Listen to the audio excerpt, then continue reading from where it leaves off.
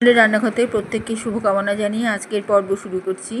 আজ আমি ছোলার ডালের আচারের একটি রেসিপি নিয়ে এসেছি। আমার ঘরে আচার, এই ডাল দিয়ে খাওয়ার আচার, নোনতা আচার, পিকল যেটা, সেটা থেকেই থাকে। কিছু না কিছু দিয়ে আমি আচার বানাই, আর সেগুলো প্রত্যেকটাই খেতে খুব ভালো হয়। আমার লঙ্কার আচারটা শেষের দিকে একটুখানি পড়ে আছে, ওই জন্য আমি এর মধ্যেই ছোলার ডাল দিয়ে আচার বানিয়ে নিয়েছি, নোনতা আচার, যেটা ডাল দিয়ে খেতে খুব ভালো লাগে। স্বাদ বদলের রান্নাঘর থেকে প্রত্যেককে শুভকামনা জানাচ্ছি। এখানে আমি এই আচারটা বানানোর জন্য ছোলার ডাল নিয়েছি, আগের দিন রাত্রে ভিজিয়ে রেখেছি। এছাড়া জিরে গুঁড়ো, কালো জিরা, নুন, হলুদ গুঁড়ো, লঙ্কা গুঁড়ো, এইসব গুঁড়ো মশলা তো সব লাগছেই। আর জিরে গোটা মশলার মধ্যে গোটা জিরা আর কালো জিরা ব্যবহার করেছি, এখানে লেখাই আছে। আচ্ছা, এখানটায় আমি ছোলার ডাল সেদ্ধ করতে বসিয়েছি, যেটা আগের দিন রাত্রে ভিজিয়ে রেখেছিলাম। ভালো ফুলে ফুলে উঠলে এটাকে আমি কড়াইতে সেদ্ধ করে নেব। প্রেশার কুকারে কখনোই সেদ্ধ করব না। এটা আস্তে আস্তে ডিমে তালে সেদ্ধ হবে, আর আস্তে আস্তে নরম হতে শুরু করবে। সেই জন্য আমি কড়াইতে এই ছোলার ডালটা সেদ্ধ করতে বসিয়ে দিয়েছি। তার সাথে বেশ কিছুটা কড়াইশুঁটি এর মধ্যে দিয়ে দিয়েছি। একসাথেই সেদ্ধ হচ্ছে দুটো, কড়াইশুঁটি আর ছোলার ডাল।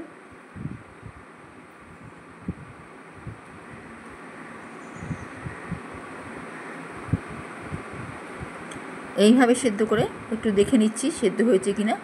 যখন দেখব চাপ দিলেই ভেঙে যাবে, তখন মোটামুটি আমার এই ডালটা, জলটাকে একটু শুকিয়ে নেব। এইভাবে খুন্তি দিয়ে নেড়ে চেড়ে জলটাকে শুকিয়ে নিতে হবে।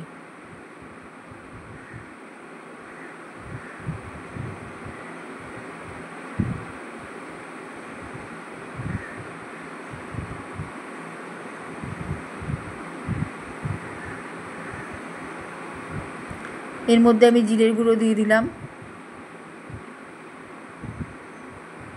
লঙ্কার গুঁড়ো দিয়ে দিলাম, হলুদ,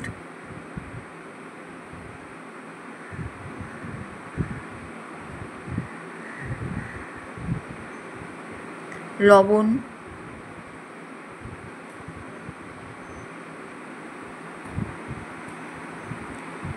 যে জলটা থাকবে অবশিষ্ট, সেই জলের মধ্যেই মশলাগুলো দেওয়াতে সব মশলার জলে সব সেদ্ধ হবে। এবার আমি এর মধ্যে কিছুটা কাঁচা বাদাম দিয়ে দিলাম।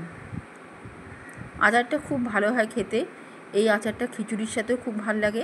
তাছাড়া আমরা তো বেশিরভাগ ডালের সঙ্গেই খাই, আর ডেইলি আমাদের একটা নোনতা আচার, তেলের আচার দরকার হয়, নিরামিষ খাই বলে। এবার এই যে মশলা মিশ্রিত জলটা, এবার এটাকে নুন টুন দেওয়াতে একটু জল বেরিয়েছে, জলের পরিমাণটা একটু বেড়ে গেছে।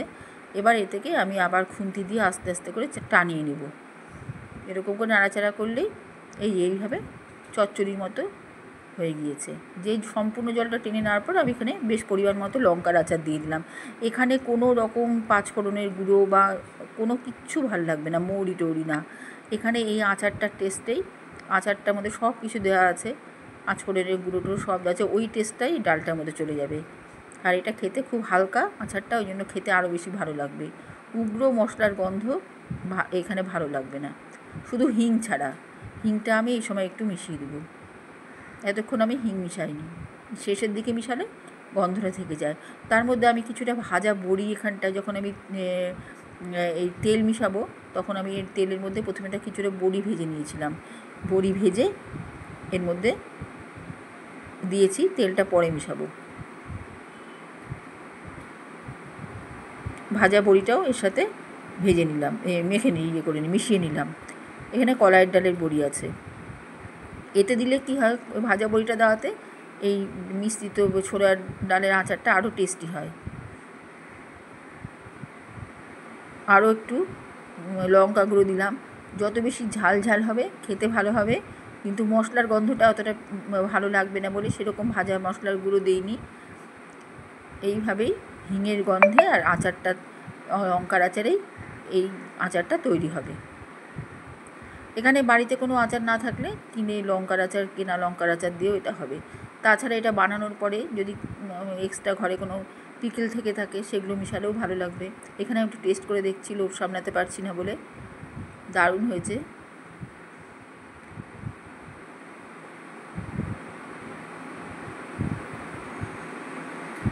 এখানে তেলটা গরম করে নিলাম, নিয়ে এই ভাজা তেলটা, গরম তেলটা, যখন ডালটা একেবারে ঠান্ডা হবে আচারটা ডালের, তখন এই তেলটা ঢেলে দেবো, ভাজা তেলটা দিয়ে ভাজা তেলের সাথে আচারটা ভালো করে মিশিয়ে নেব। নিয়ে একদম ফ্যানের হাতে রেখে দেবো। একেবারে যখন হাত দিয়ে তোলা যাবে তখন আমি শিশিতে ভরে রাখবো। দিয়ে 2-1 দিন, এখন যা রোদের তেজ, 2-3 দিন দিলেই একেবারে সেট হয়ে যাবে আচার। আর খেতেও অসাধারণ হবে। সব মশলাগুলো আচারের সাথে গলতে শুরু করবে। একটু হালকা দানা দানা থাকবে ডালটা, সুসিদ্ধ ডাল, খুব ভালো লাগবে খিচুড়ির সাথে, ডালের সাথে হেভি লাগবে খেতে।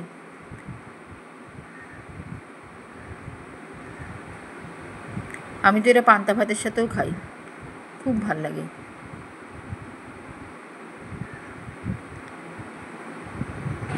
এইভাবে তৈরি হয়ে গেল ছোলার ডালের নোনতা আচার, তেল আচার।